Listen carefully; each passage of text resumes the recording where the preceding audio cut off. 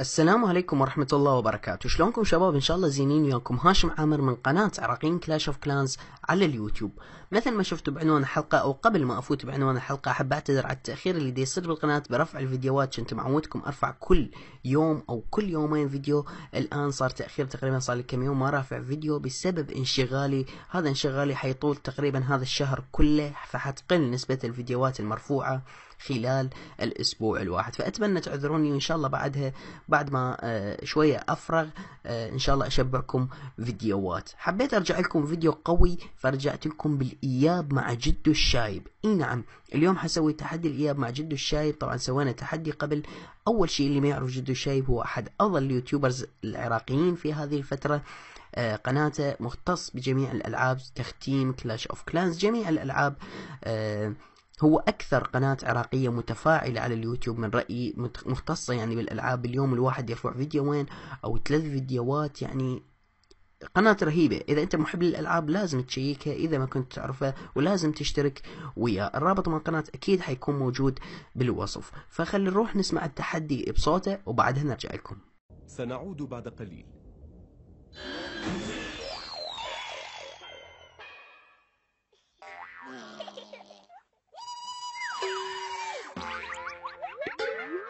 سلام عليكم شباب، أنا جدو الشايب، وتحية إلك يا هاشم عامر، وتحية لمشتركينك. تحدي الإياب إجاك من 3 مشتركين، هم جاسم فاضل ومحمد العراقي ومحمد دافس. فأنا اختاريت لك شيء مشترك من هذه التحديات الثلاثة، إنه محورها تهجم بجيش كله حجري، كله جولم، يعني 8 جولم، واكيد وياهم ملك وملكة، من غير ما تستخدم دعم الكلان، والسبيلات تكون كلها تسريع بما فيها سبيل الغضب، الا لك جمب سبيل ممكن تستخدمه وياهم واحد. المطلوب تهجم على قرية من رقم 1 إلى 10 اللي تعجبك، بشرط انها تكون تاون هول 9 أو 10 ماكس أو شبه ماكس، والنسبة المطلوبة هي 50% من هذه القرية. أتمنى لك التوفيق، أدري أنت قدها وراح تسوي لي التحدي.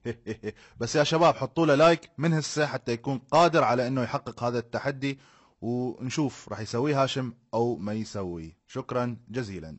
ورا ما رجعنا لكم حاليا، سمعتوا التحدي اجى من تعليقات من اليوتيوب، لان اتفقنا بالفيديو الاول انه يكون التحدي جاي من عندكم انتوا، واحنا اكيد ما نخلف بوعدنا. فالتحدي من قناته حيكون من جاسم فاضل، محمد العراقي، ومحمد ديفيس.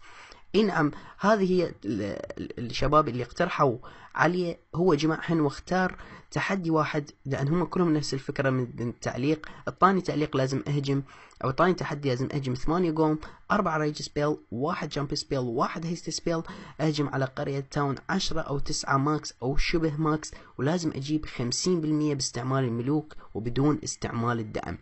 تحدي شوية صعب لأنه ماكو زردات أقدر أنظف بيهم المنطقة، فلازم أفكر بطريقة بحيث أقدر أجيب 50%. التحدي مالتي أنا هم أخذته من اليوتيوب من أحد التعليقات من الفيديو السابق، لذلك التعليق إذا تريد تعرف إنه أنت اختاريتك أو اختاريت تعليقك، طب تشيك الفيديو ما جدو وأعرف. وأريد بهذا الفيديو أيضا تعطوني مقترحات للتحدي الجاي، وأيضا تسوون لايك للتحدي اللي يعجبكم حتى يصعد لفوق، وإن شاء الله أكثر فيديو ماخذ لايكات ناخذه ونستعمله بالتحديات الجاية. فمثل ما تعرفون 1-0 إليه فازني بالتحدي الأول، واني خسرت. اليوم ححاول أعادله، واني طيت التحدي شوية صعب، بلكي عسى وإن يفشل بي. أتمنى يفشل حتى اتعادل، ترى عيب. حاليا انا حابدي هجوم، طبعا حياخذ 4 ساعات من وقت الشالد مالتي، فحقول بسم الله ونبدي الهجوم. اوكي، كل شيء جاهز. عندي 8 جول، ملك وملكة، تاون هول ليفل 11. حلو، اول قرية طلعت لي تاون هول ليفل 11. اني اقدر استعمل ادخل الملوك من ادخل الملوك شنو ادخل الملكة من هنا بهذا المكان، وأعطيها جولمات بحيث يفلشون هذا المكان، وأقدر أنزل ملك ينظف بنايات، لكن شوية صعبة. فححول أسوي نيكست إلى ثاني قرية، تاون هول ليفل 9. نظام المربعات بالقرية ما راح يفيدني كلش، لأنه جولمات ما عندي وول بريكرز، فقط جمب سبيل واحد، لذلك حسوي نيكست أعبر للوراء. أيضا تاون 9، وبنفس الفكرة ما راح أقدر هذا أهجم عليه. أقدر أني أوزع جولمات على طرفين وأنزل بعدها الملوك، بس حتكون شوية موضوع صعب. هذه القرية اللي بعدها أيضا تاون 10، صعبة إنه انا اريد اهجم بحيث الجولمات يقدرون يعبرون ويمشون بسهولة. فلذلك التصميم المفتوح اللي يكون الدفاعات مالته مفترة هو حيكون افضل تصميم ممكن استفاد من عنده او اهجم عليه. مثلا هذا التصميم روعة يا اخي، هذا التصميم روعة يا اخي. انا محظوظ هسه طلعت لي هاي القرية، بس شنو ان المشكلة عنده سنجل تارجت انفرنو تاور، فلازم اشوف له طريقة بحيث افلش اكبر عدد من المباني الممكنة. و شو تقولون نفوت لهذا؟ والله هو حلو، انا ليش اكذب عليكم، هو حلو التصميم. اوكي انا قررت ههجم على هذا، فحننشر هنا جولمات بحيث استعمل الملكة. او اصلا هنا حتصير عندنا مشكلة. اوكي مو مشكلة، حط هنا جولمات الملكة. انزلي الملكة، نظفي لنا شوية اماكن، نظفي لنا البنايات حتى اقدر استعمل جامب سبيل بسهولة. حنزلها هنا جامب سبيل وانزل بعدها الملك. اوكي هذا الجولم قدر يعبر، حنزل هنا وحنشر جولمات وبعدها مباشرة الملك. اوكي اول شي ريج سبيل هنا بهذا المكان حتى الجولمات كلهن يركضن. حستعمل طبعا، اتمنى الملك ما يفتر، اتمنى الملك ما يفتر. يا ملك افتر الملك، افتر الملك، لان ما عندي وول بريكرز اقدر افتح للحائط، لذلك افتر عزيزي. الجولمات حاليا بدأت تتوغل في ارض الملعب. السنجل انفرنو، شوفوا الجولمات، عدد الجولمات تحت تأثير ريج سبيل مفيدات، لذلك الامور زينة لحد الان، نقدر نقول زينة.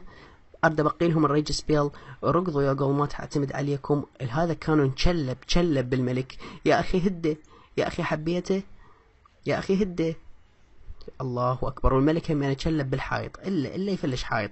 34% عندي ريج سبيل واحد فقط متبقي، وهيست سبيل واحد. قدر الملك يدخل الان الملكة، و35% فقط هو المتبقي يا رجل. لا لا لا لا لا لا لا لا لا لا لا لا لا انفرنو، لا ما لحقت اشغل طاقتها، ما لحقت اشغل طاقتها لو مشغلها. اوكي 45، يلا يا ملك، لا يا ملك، لا يا ملك.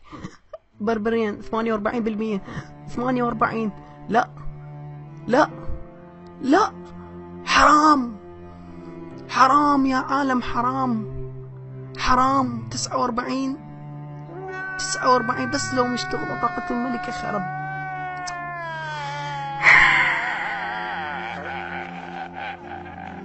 تسعة 49%، الله يقبلها. 49. كم واحد يكره هالرقم؟ كم واحد يكره هالرقم؟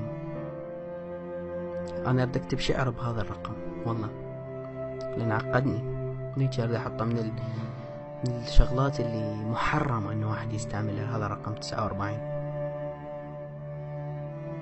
صافن انا حاليا هيك ضارب عكس وقاعد 49%. الله عليكم زين. شو متفق انت ويا الشركة يا جدو؟ يا جدو متفق ويا الشركة؟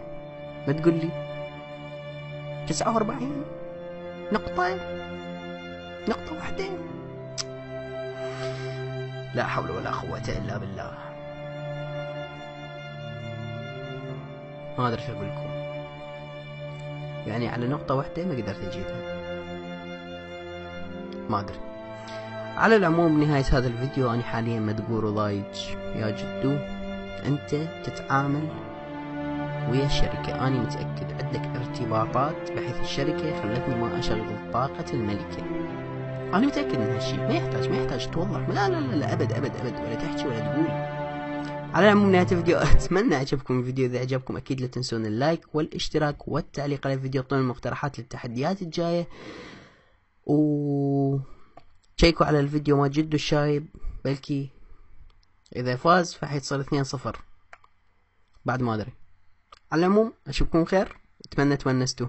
اذا تونستوا يعني لا حد يبون بوجه الله عليكم. مع السلامة.